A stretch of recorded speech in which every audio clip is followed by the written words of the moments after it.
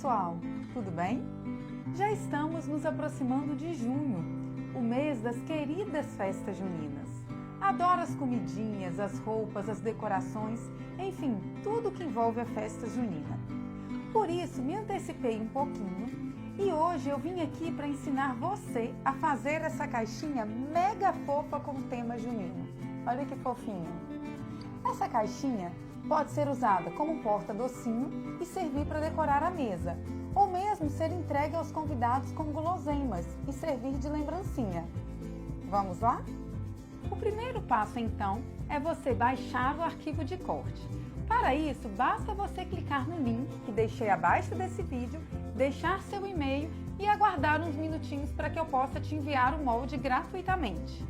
Enviarei o molde em dois formatos. Um no formato estúdio, para quem for cortar na silhuete, e o outro no formato PNG, para quem for cortar na tesoura, ok? Após baixado o arquivo, é só imprimir, cortar e montar. Para você fazer uma caixinha junina como essa, você irá precisar de uma folha de papel mate 230 gramas para cada caixinha, fita de cetim e fita de gorgurão, fita banana, estilete e para cortar o molde você poderá usar tesoura ou silhuete. Começamos dobrando a caixinha nos vincos. Depois é só encaixar as abinhas da caixinha. Ajustar direitinho por dentro para que ela não fique amassada.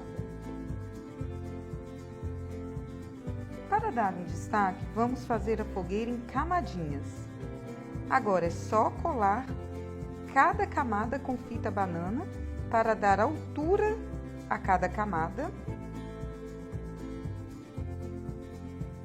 Coloco pedacinhos menores. Colo as chamas na madeirinha da fogueira.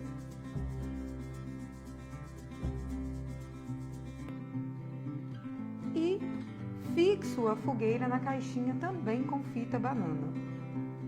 Para finalizar, vamos colocar um lacinho apenas para a caixinha ficar mais charmosa.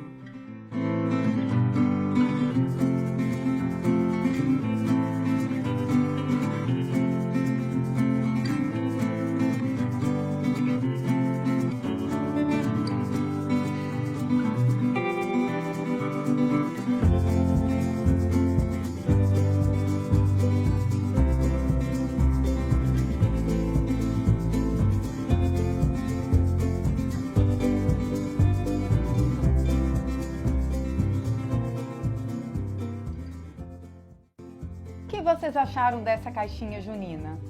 Se você gostou, me conta aqui embaixo o que você achou desse vídeo.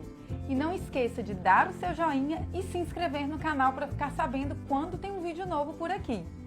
Um beijo, até a próxima!